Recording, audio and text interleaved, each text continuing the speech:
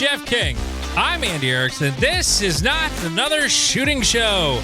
We go to Tawanna-Mensing Township, Carbon County, Pennsylvania, where an Albrightsville man suffered a gunshot wound Friday evening in what the Pennsylvania State Police say was an accidental discharge.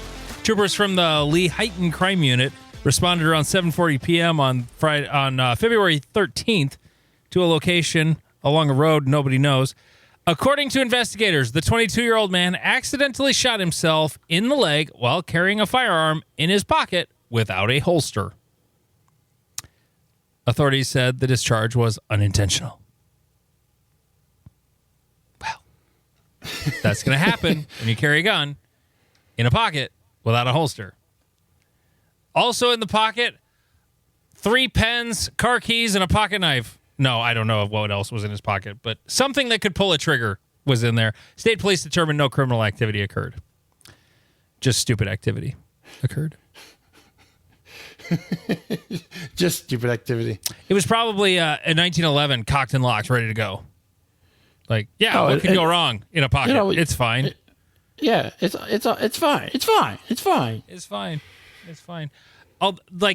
As long as, the one gun that I would actually do that with is like a Ruger LCP, where it's got like a 3-inch trigger press, long, heavy, double action trigger, and that's the only thing in your pocket. I still wouldn't even do that. There's nothing that I would carry in my pocket without a holster on it. But what's really the big difference as long as there's nothing else in your pocket? Because you have fingers and you have like random debris and like door handles and okay. Yeah. So that's kind of my big thing. No, I've also, as soon as you said door handles, I'm like, okay, yep, nope. Okay. And I think I've told the story about looking down the barrel of my J-frame. No, I don't think I've heard that. Oh, so I was pocket carrying in sweatpants.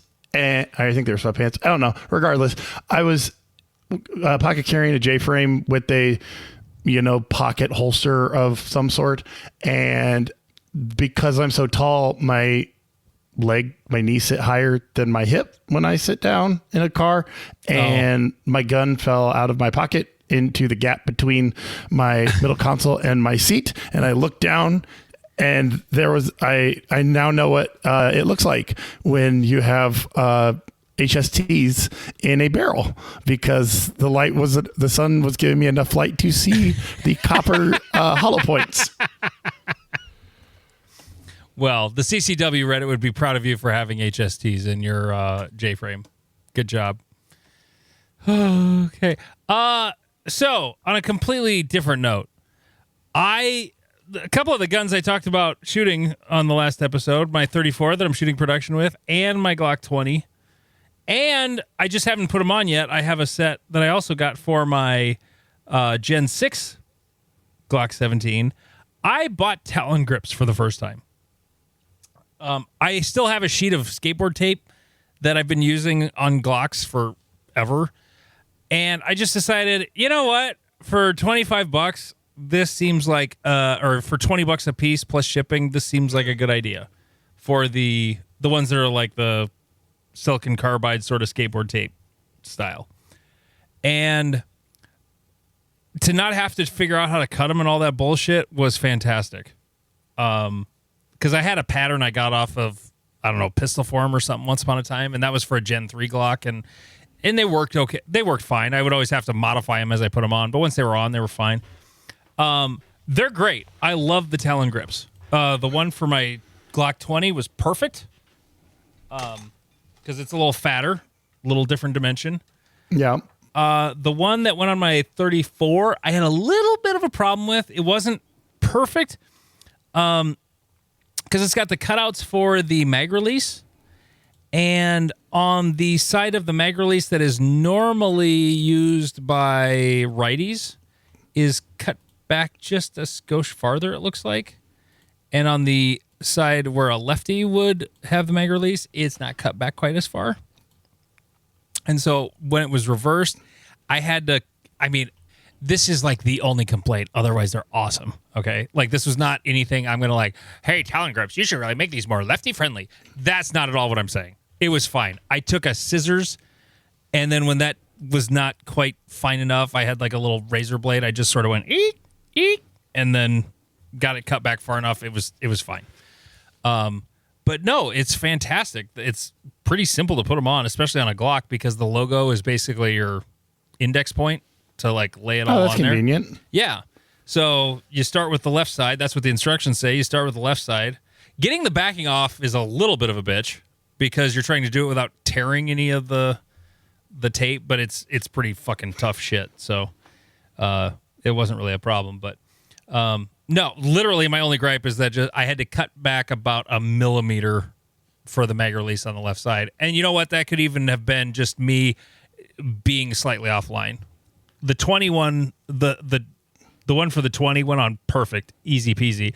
The one for the 34, I had to kind of bring it back because I got a little off kilter and kind of redid it. But that could have even been a me thing. But no, highly recommend. I got the ones that are the not pro. It's like it's the super aggressive skateboard tape, sandpapery one. So like it a lot. Used to the surface, I just didn't have to cut it. It was so much better. $20, totally worth it. Okay. Yeah. Starting a club. What should you get? This was a topic that came up in a couple of different places. Owen's starting an indoor match, or he's part of starting an indoor match near Actually, you. I think or is it's it outdoor? Yeah, so It's outdoor. I believe it's a club in Lincoln that's attached to a gun store, but it's an outdoor range. Oh, okay. I assumed it was an indoor range because it was attached to a gun store. No. And Okay. actually, what got this question started like right this second was a Reddit post that I closed apparently and can't find now. I saw this Reddit post, though. It was like either on USPSA or competition. Yeah, I think it might be USPSA. But anyways, so basically, it's a great question of what do you need to start your first match? Because like the guy on our USPSA, I think he's going about it the wrong way. So first you got to like think about your audience and you got to think about your range. If you are starting from scratch and you've never done this before, start simple, start basic. If you are like me and have no mechanical skills, don't recommend anything mechanical because they do take finagling and finessing and understanding. My club luckily has a couple of Mr. Fix-Its that are able to get shit working when the rest of us break them. But we also break a lot of shit. Yeah. Sometimes requiring welders. So understand your range. Storage is also a very important topic. If you're like, hey, I'm going to make 50 walls, and you're like, cool, where are you going to put them? Like they take up space, and they can take up a lot of it. Because my club, we built our shed to have lots of storage. You use 1 or 2 Connexes. We have 2. One is, it's like an old short semi-trailer, and the other is a Connex. Yeah. So Connexes can be very good, but they can also get very cluttered very quickly. Well, so, anything can get cluttered. right. You know. The Your shed is more of a storage building designed around storing that specific shit. correct. Yeah, We bought our Connex like a year and a half ago and haven't really built anything inside it to organize it. right. We're getting a little off track. This is something you do when you have an established club with a 5-digit bank account. Yes. Or Yes. and not like just over 10 grand either. You know. Well, right. But it is an important question to understand, like, hey, don't buy a Connex right away. yeah, right. Don't buy a Connex right away, but you got to know where you're storing everything because you probably don't want to just leave all your shit out on the bay or next to whatever building. But anyways, Ooh, so I found the post that you couldn't find. good. I'll copy the link in for you. excellent.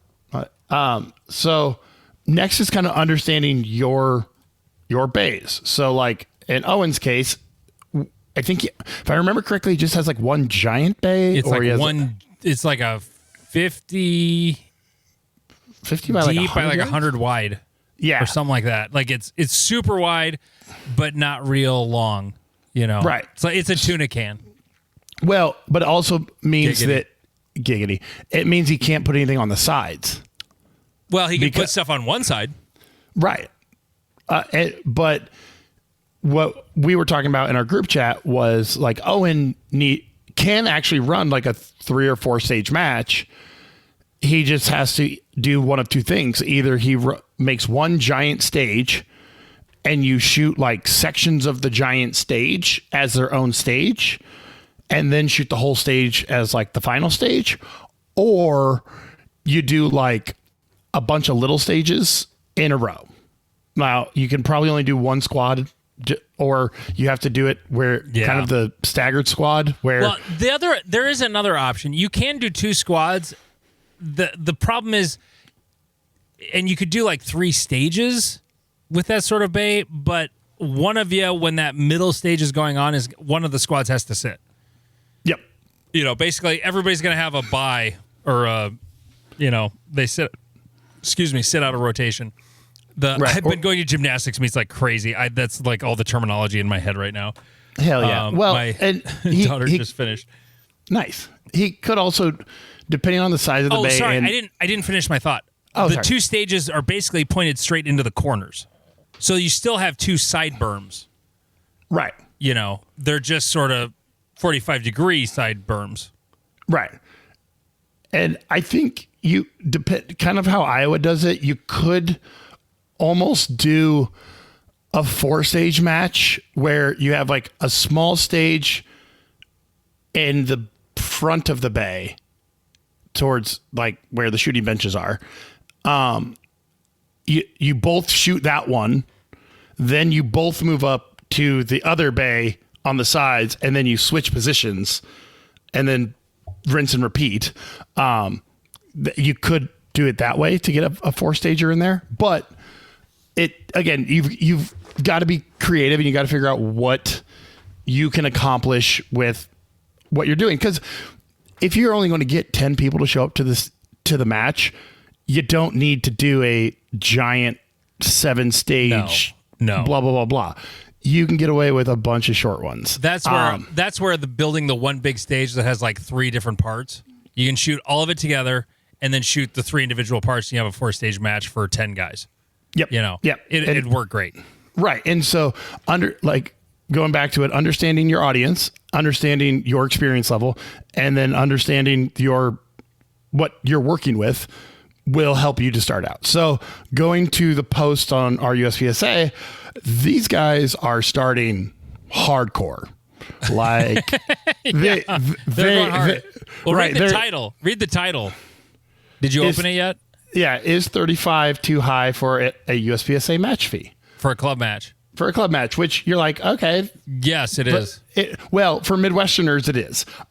This guy is in Washington State, so higher cost of living. So 30, 35. Okay. We're not 30, outside I of think reason. 35 for a club 30 for a club match is like, I don't care where you are. That's about max. Well, Like, what is that other, So- I mean, if the range fee for that range is like $30, okay.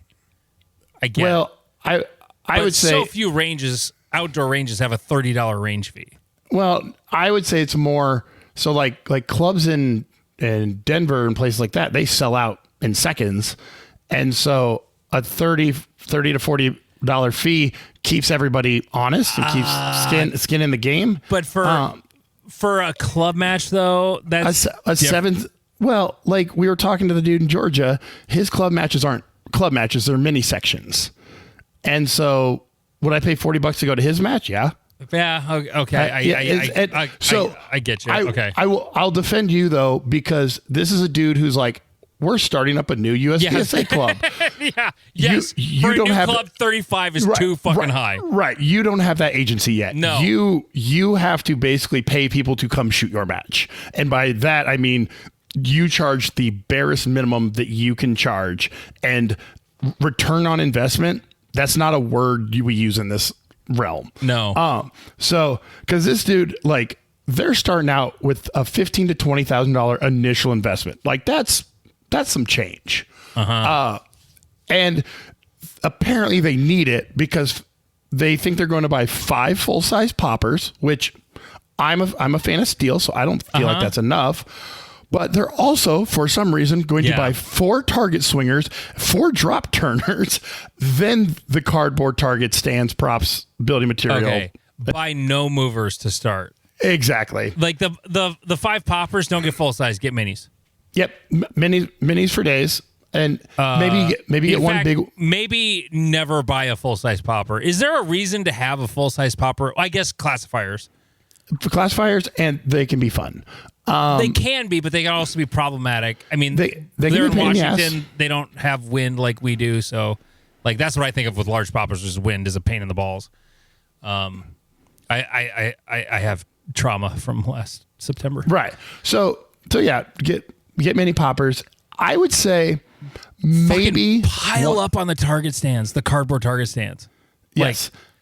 Find someone who welds and makes a jig and can whip them together. You need yourself a Matt, a Mr. Fix-It Matt like I have, who could. He didn't make the ones that we currently have, but if I needed him to make more of those, which maybe I might need you, Matt, to make more of those, but still, he could knock them out. Like, he's a fucking master welder. And he'd knock them out in no time. Right. Like, find you a guy who can do that.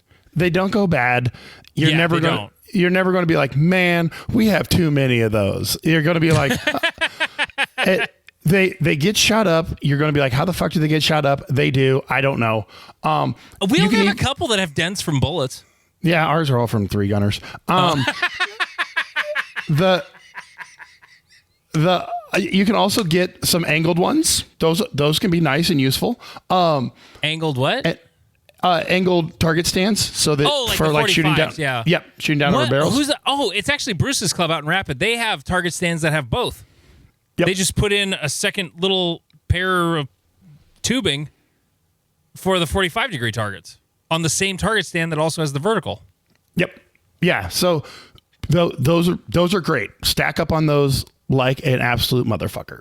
But you can also don't even get those to start with. Just buy 2x4s.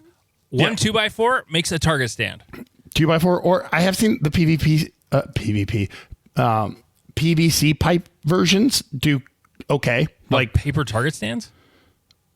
You put the lath in the thing, and yeah. Not in a place with wind, you don't. Oh, like you need some weight. Yeah, you bolt them down, but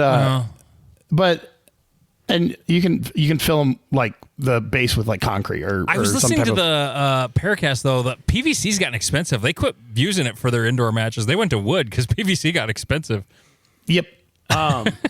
So yeah, target stands, all of them.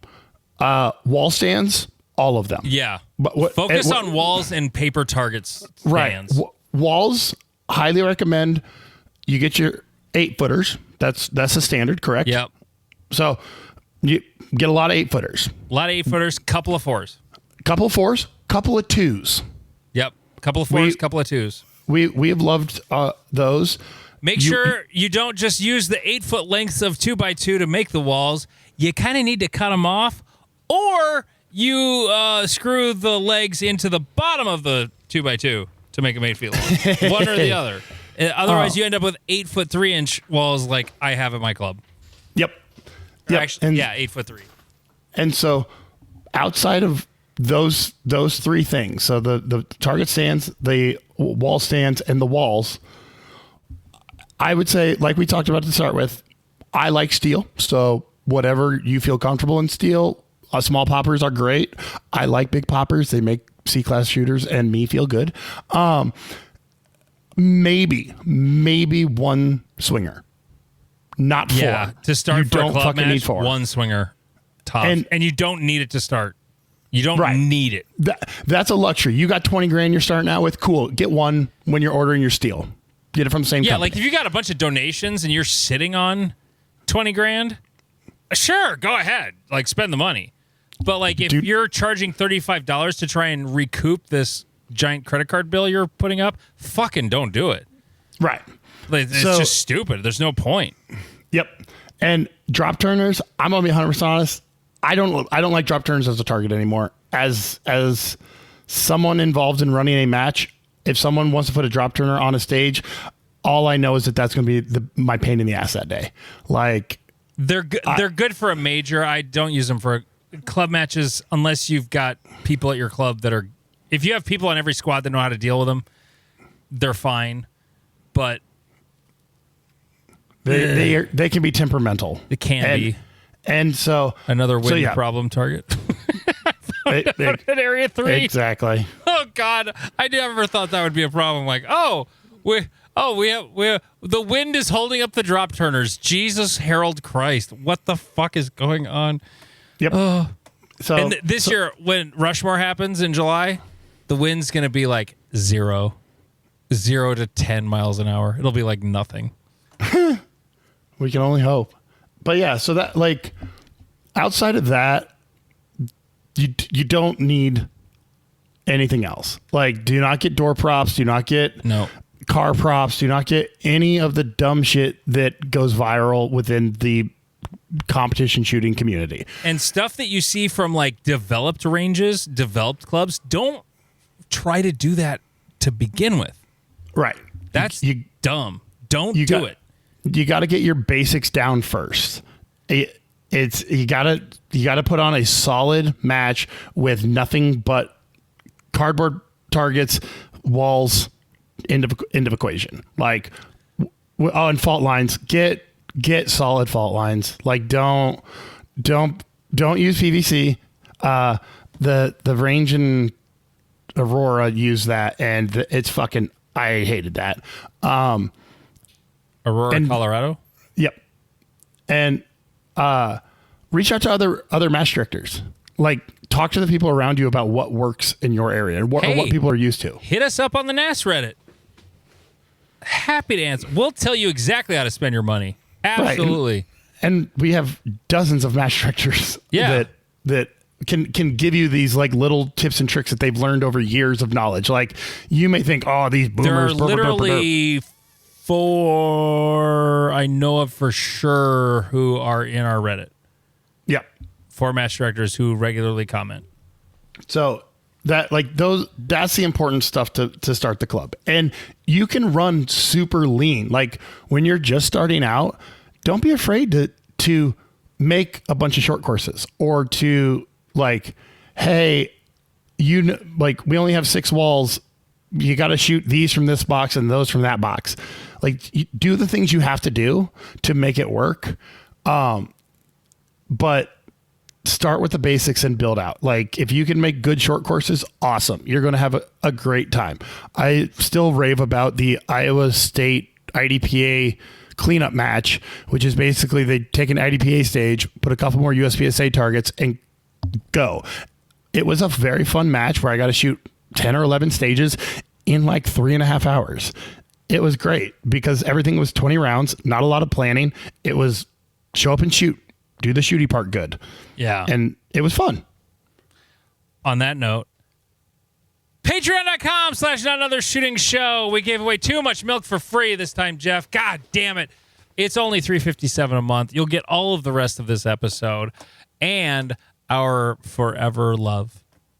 So patreon.com/notanothershootingshow. Other things to tell you about. I have Adam Grimm, the LO national champion, coming to my range. If you are relatively near Sioux Falls, South Dakota, April 24th and 25th, get in touch with me if you are interested. r/NASS, our Reddit, MW Activewear, the finest jerseys you can get for your match, and free logo for banners. Yeah, I just asked Michelle, hey, she did a new logo for Great Plains this year. And so I just said, I need the SWF file, I think is what it is, and the EPS, and PNG. And then I go to signs.com and I order banners. And boom, you have very, very cool logo to get banners on the cheap. So Northwoods is May 2nd and 3rd up in Forest Lake, Minnesota. PCSL Belt Championship, May 17th at 160 in Texas. Great Plains is June 6th and 7th. There are slots still available. There's actually kind of a lot of Sunday slots. Not a lot, but last time I checked, there were like 12, 15 slots on Sunday.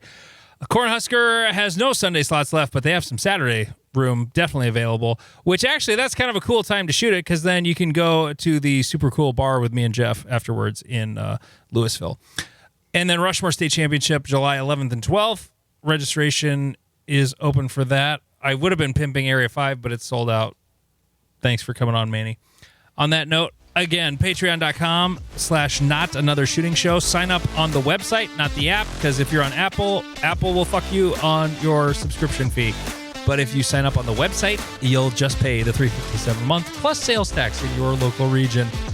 Thank you so much for subscribing, patrons. And, oh yeah, I fucked it up. Patreon.com/not another shooting show. It's only $357 a month.